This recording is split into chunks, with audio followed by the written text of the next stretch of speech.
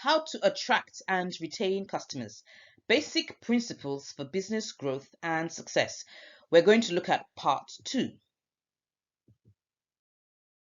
Customer types. Now we will be looking at customer types from 2 angles or 2 perspectives. One is the buying propensity and the other one are the spending habits. So the propensity to buy is a value which represents how likely a customer is to purchase a particular product. Successful propensity to buy models can give crucial insights into how to design and distribute your marketing material, as well as allocate the time of your sales staff. Now, this will allow you as an organization to significantly, be more efficient with your marketing strategy, and it will help you, increase your sales at less cost. So we're going to look at the different customer types. Now, every organization will have all of these customer types so far as you've been selling. And the first customer type is the internal customer. Now, you might ask me, Lady Shai, why did you put internal customer here? They don't buy anything. They don't buy anything. But if you upset your internal customers, it's going to have a ripple effect to your external customers.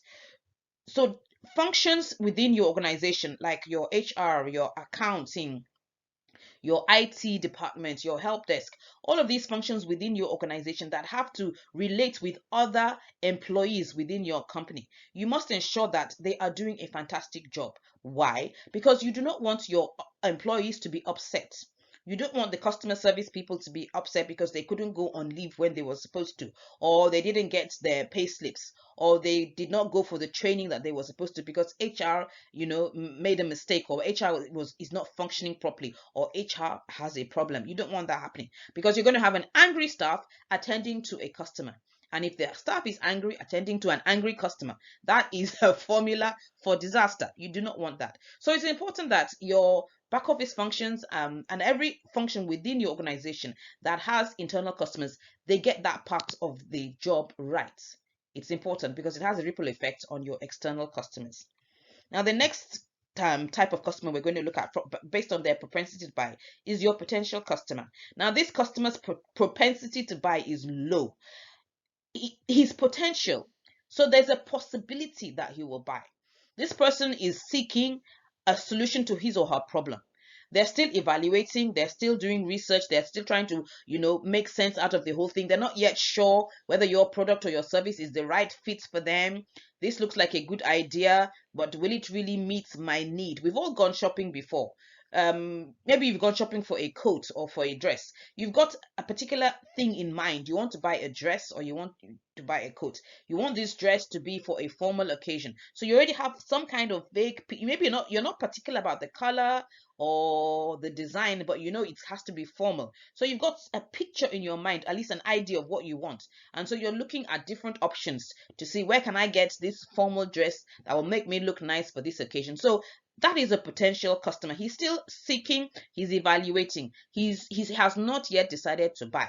It is now your responsibility as an organization to reach out to the customer and market your product or your service to the customer and let him or her know that you have a product offering that can meet the person's need and solve the person's problem. And we'll talk more about that when we get to customer life cycle.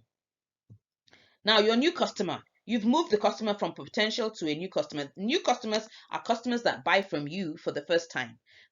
And when they do, you must ensure that you give them a fantastic experience.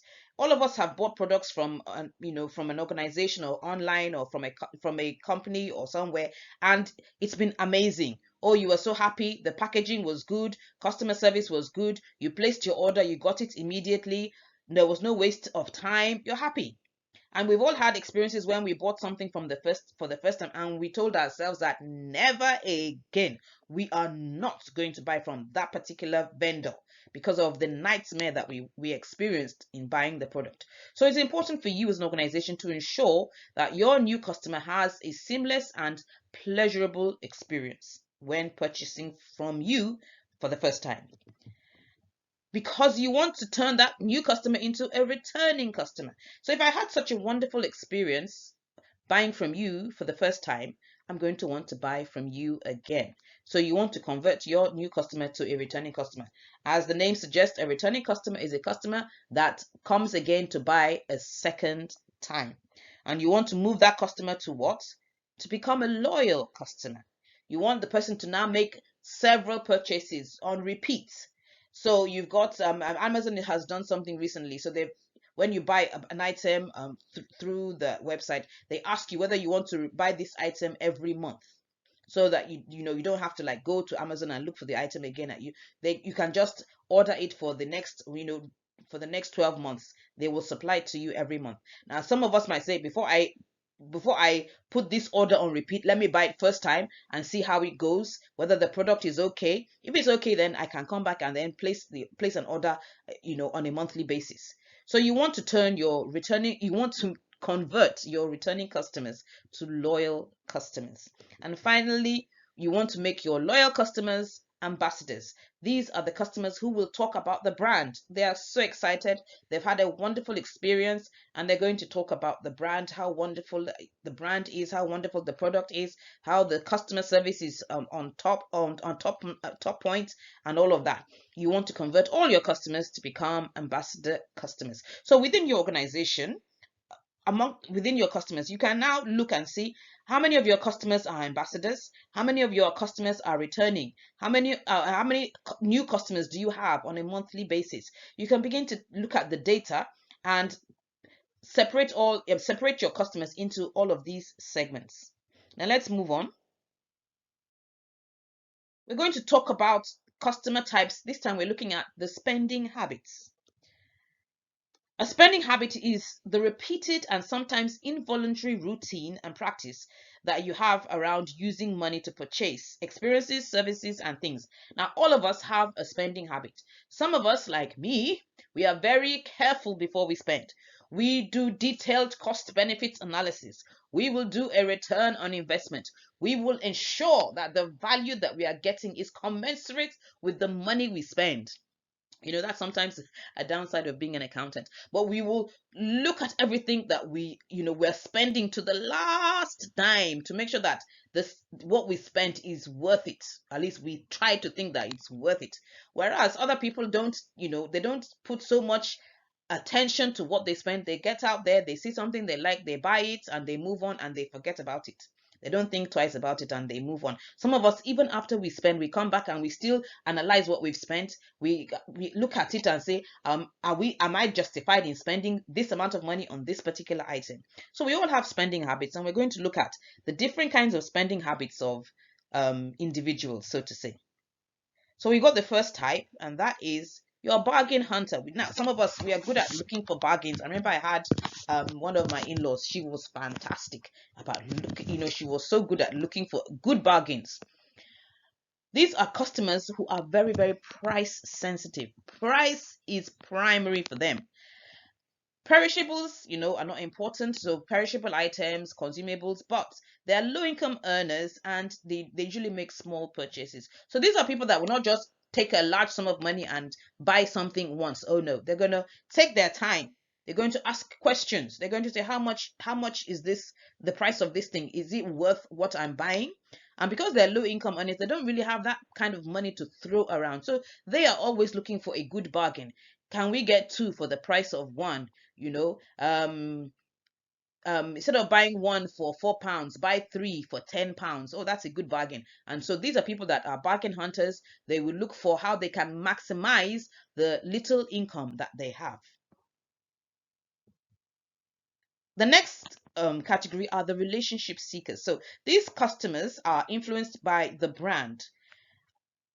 They want to create a relationship with your brand. So these are the people that will easily follow you on social media. They want to be associated with the brand. They don't have big pockets. They are low income earners, but they do make some referrals to their friends that, oh, I bought this product from this vendor and it was quite good. And they have small spending growth, again because they are low income earners. They don't really have that amount of money to throw all over the place, but they can increase their spending over time because they have developed a relationship with the brand. Now, your casual buyers, these people are not concerned about perishables or time windows. They're not really bothered if you say grab this sale, it will the sale is on for 10 days. They're not going to be bothered about that, so it's for 10 days. If they want the item, they buy it. If they don't, they move on. There's a small spending growth with these kind of buyers, and they also make some low referral. So they are casual buyers. They buy one off. They are not really bothered about creating any relationship with their brand. They have a need. They go out there. They look for what they want. Does this meet my need? They're not bothered about whether it's one of their favorite. They don't have a favorite brand. Can this meet my need at this point in time? Yes or no? So they will buy what they need and they will move on. So these are casual buyers. And then we now move on to the brand buyers. Now these are big, they are big on brand loyalty, and they are not price sensitive. So these are people that develop a strong relationship with the brand. And so they would be, oh, is this a Louis Vuitton? It is a Louis Vuitton, I buy it. I don't need to ask any more questions. It is Louis Vuitton and I buy, and they move on. They are usually male, they are high volume, and they have large pockets. Oh, these guys have the money. They are the big spenders, and they make good referrals. So they are quite expensive to acquire. As a company, to get these kind of customers in, it's not quite easy because they are very, very brand sensitive and brand loyal. So you have to be able to build your brand and attract these kind of customers. They are more interested with the brand. So they are great customers to have. So if you have this kind of customer in your kitty, they are most likely to be easily converted into ambassadors. And then finally, we have the convenience seekers. These people are value convenience in ordering or delivery. They value convenience so much. They do not want to go out of their way. They don't want, so they would rather order online, for example, rather than going to the shop. They've got deep pockets as well, and they build long relationships. So they also have quite good relationships with the brands, but they want convenience. So they would rather spend more if it's going to be convenient for them. Some of us will look at an item, we'll look at it on Amazon and see it for £20 or 20,000 naira. And then maybe if we get to the shop, we will compare. We would say, oh, but they sell it for 15 in the shop. Some of us would be like, oh no, I'm not buying it online. I'm going to the shop. Or if it's cheaper online, I'm buying online. I'm not going to buy the one in the shop. But these kind of people, they would look. Convenience is key for them. So even if it's going to be more, if it's convenient, they are ready to spend that money. They love convenience. So again, when you are designing your product or your service offering, how convenient is it for your customers to access or get your value or your product or your service? How easy is it? Do you have delivery services, for example? How effective is your delivery? I've had experiences where I've ordered an item, I've been told I'll get it in 3 days. 1 week down the line, we're still waiting for the item to arrive. That's not a pleasant experience. Obviously, I'm probably not going to buy from that vendor again because of that kind of, maybe I needed that item for a particular function and I couldn't use it, so I'm going to be upset. So how convenient is your product or your service for your customer? So when we analyze all of this, we can target these various types of customers. The second thing we can do, if we have an understanding of the spending habits of our customers, is also to develop products and services that meet their respective needs. So for the bargain hunters, do you have a product or service that looks like a bargain? Do you have products that you can bundle together? So instead of buying one item, you can say get the bundle for X amount. A bargain hunter, this would appeal strongly to a bargain hunter, for example. So these are the things that we should consider in pricing and packaging our products for sale. Now, how do we narrow all of that down to get our customers? How do we've got all this information, so we know the different types of customers that are out there. How do we narrow all the information down to know what kind of marketing strategy we need to target each one? How do we narrow all of that information down? We need to get the right customer. Obviously, you cannot sell to everyone. You cannot sell to everyone. You're going to have to narrow down who your customers are and who you can serve. You need to narrow. They say niche is rich. The stronger your niche is, the better it is, because you can narrow down the kind of marketing that you need to do to meet the needs of those specific kind of customers. So we're going to do an activity, right? After understanding the spending habits of your customers, it will help you to create or tweak your offerings to better meet their needs and thus increase your sales. It will also help you in your marketing communication strategy. So what are we going to do in this activity? What I want you to do is review your current customers or your clients. Who are they? So take all the data, maybe take the data for about 6 months and try to put them into various, how many new customers do you get in a month? How many of those new customers are returning customers? How many of those returning customers have, become loyal customers? How many loyal customers do you have? Now, if you have a large customer base, if you have a very large customer base, that might take you a little bit of time. But I do want you to try to analyze and profile your customers based on the things that we've discussed in this lesson. Determine which customer types they fall into, based on their buying propensity, and also determine which customer types they fall into based on their spending habits. So if you're able to actually determine their spending habits, are they bargain hunters? If you are selling a product, for example, you're likely to know the kind of the customers that come to you and that are bargain hunters. Those ones that are always pricing the product. And sometimes I used to sell handbags, and it can be quite frustrating. My bags are genuine Italian leather, and they're quite expensive. So I'm selling a handbag for about 60,000 naira, and you're coming to price it and tell me, madam, can I pay 5,000? And I'm asking myself, how do you climb from 60 down to 5? How is that possible? you know, but you can see that such a customer is probably a bargain hunter.